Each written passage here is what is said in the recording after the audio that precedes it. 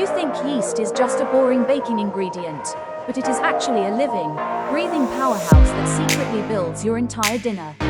Have you ever wondered how that delicious bread or fluffy cake you love to eat is made? Well, let me tell you, it's all thanks to the amazing work of yeast. In this video, I'm going to give you a simple explanation of how yeast works its magic in baking. So, let's get started. First things first, yeast is a living organism. Yes, you heard that right. It's a tiny microorganism that is found everywhere around us, including the air we breathe. These cells are so small that you can only see them under a microscope. But don't let their size fool you. They are powerful little creatures. Now, when you mix yeast with warm water and a source of food, like sugar, it begins to activate. The yeast feeds on the sugar, producing carbon dioxide gas and alcohol as byproducts.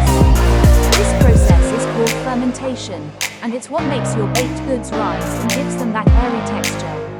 As the dough is kneaded, the carbon dioxide gas gets trapped, creating air pockets that make the dough rise and expand. And when the bread goes into the oven, the heat causes the gas to expand even more, resulting in a light and fluffy texture. But it's not just bread that benefits from yeast. It's also used in making other delicious treats like cakes, pastries, and even beer. Lastly, let's talk about a tool that will make your life so much easier, the bread machine. Now, this may not be essential for all bread makers, but for beginners or those who struggle with kneading dough, a bread machine can be a game changer. It takes the hard work out of bread making and produces consistent, delicious loaves every time. So, there you have it, the essential tools for beginner bread makers.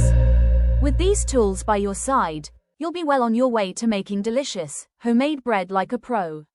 I hope this video has been helpful, and if you have any other tools that you think are essential for bread making, let us know in the comments below.